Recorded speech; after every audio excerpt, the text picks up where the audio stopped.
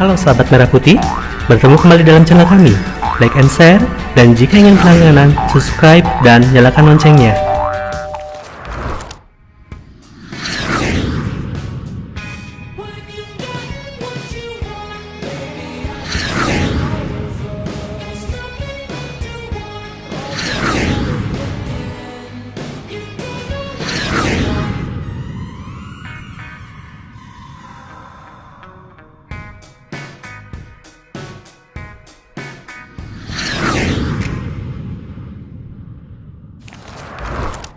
Oke, sahabat semuanya, kita bertemu kembali dengan saya. Kita akan membahas soal-soal uji kompetensi kedua dari bab pertama mengenai konsep dasar ilmu ekonomi. Uji kompetensi kedua ini terkait dengan soal-soal yang berhubungan dengan penggolongan ilmu ekonomi. Nah, baik, langsung saja kita masuk ke soal yang pertama terkait dengan perhatikan permasalahan ekonomi berikut. Permasalahan ekonomi makro ditunjukkan oleh angka berapa? Nah, di sini yang pertama, sumber daya modal masih sangat kurang. Yang kedua, teknologi untuk memproduksi barang dan jasa masih sangat sederhana. Yang ketiga, sempitnya lapangan kerja yang disediakan pemerintah atau swasta. Yang keempat, naik harga kebutuhan pokok menyebabkan inflasi. Yang kelima adalah naiknya harga eceran tertinggi atau HET atas produk tertentu di pasar. Nah, dari angka di atas ya, yang termasuk ke dalam ilmu ekonomi makro ya, kita garis bawahi di sini. Apakah nomor 1, 2 dan 3? Apakah 1, 2 dan 4? Apakah 1, 3 dan 4? Apakah 2, 3 dan 4? Apakah 3, 4 dan 5?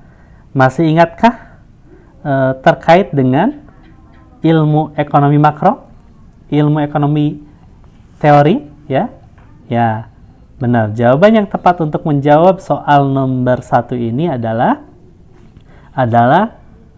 nomor 1, ya, nomor 3, nah, dan nomor 4.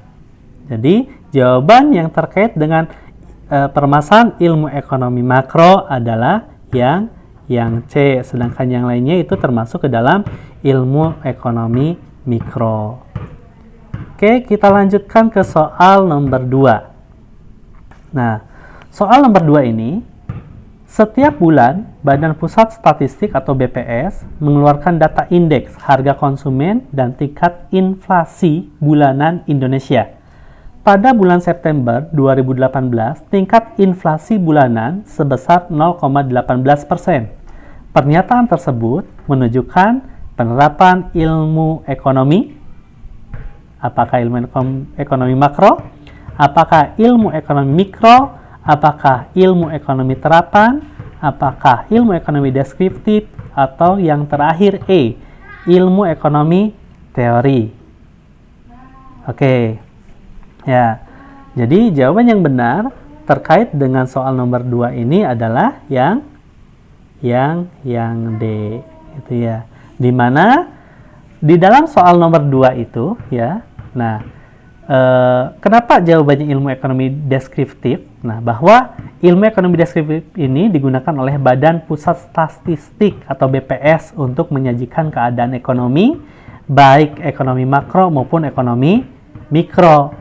BPS dapat memberikan keterangan faktual tentang kejadian ekonomi melalui angka, grafik, kurva, dan penyajian lainnya.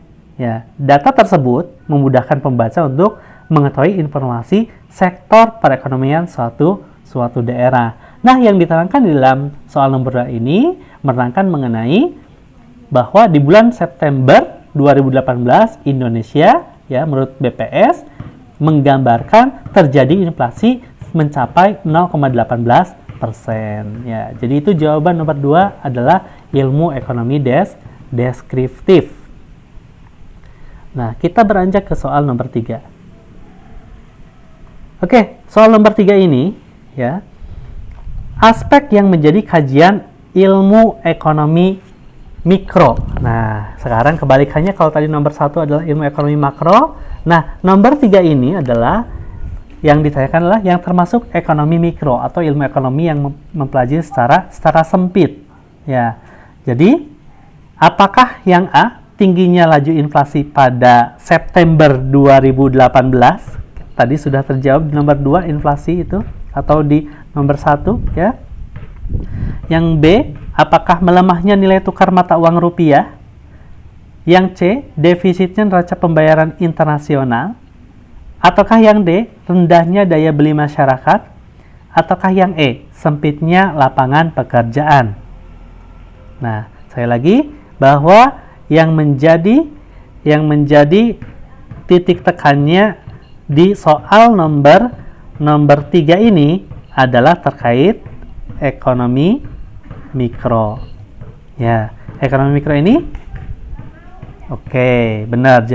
Jawaban yang tepat yang terkait dengan ilmu ekonomi mikro adalah berhubungan dengan rendahnya daya beli masyarakat. Nah, di mana kita ketahui bahwa aspek yang dikaji dalam ilmu ekonomi mikro antara lain adalah mengenai perilaku konsumen, perilaku produsen, distributor, serta fluktuasi harga. Fluktuasi itu naik turunnya suatu harga.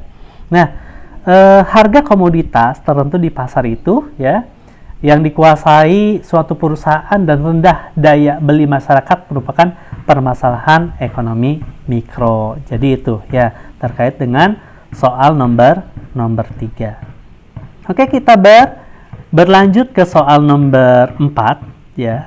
Nah, soal nomor 4 ini terkait dengan ilmu ekonomi terdiri atas ilmu ekonomi teori, ilmu ekonomi deskriptif, dan ilmu ekonomi terapan. Nah, ilmu ekonomi terapan contohnya itu antara lain, apakah yang A, ekonomi mikro, ekonomi bisnis, dan ekonomi moneter? Apakah yang B, ekonomi mikro, ekonomi bisnis, dan ekonomi makro? Ya. Apakah yang C, ilmu ekonomi bisnis, ekonomi moneter, dan ekonomi makro? Apakah yang D, ekonomi bisnis, ekonomi moneter, dan ekonomi perusahaan? Dan yang E, ekonomi moneter, ekonomi makro, dan ekonomi perusahaan. Jadi, yang ditanyakan dalam soal nomor 4 ini adalah contoh ilmu ekonomi terapan. Nah, yang dimaksud dengan nomor 4 ini, contohnya itu adalah yang D, benar sekali. Ya. Jadi, yang termasuk contoh ilmu ekonomi terapan, yaitu ilmu yang diterapkan dalam kehidupan sehari-hari dalam dunia perekonomian, adalah ekonomi bisnis, ekonomi moneter, dan ekonomi perusahaan. Nah, kita ketahui bahwa ilmu ekonomi terapan ini bersifat praktis ya, dan dapat diterapkan dalam berbagai bidang. Contoh ilmu ekonomi terapan yang tadi sudah Bapak sebutkan, yaitu ekonomi bisnis, ekonomi moneter, ekonomi perusahaan, dan ekonomi publik, serta ekonomi internasional. Adapun ilmu ekonomi mikro dan ilmu ekonomi makro sudah Bapak sampaikan dalam pembahasan materi waktu di kelas, yaitu termasuk ke dalam ilmu ekonomi teori. Ya. Oke, kita langsung ke soal nomor 5. Nah, perhatikan pernyataan berikut.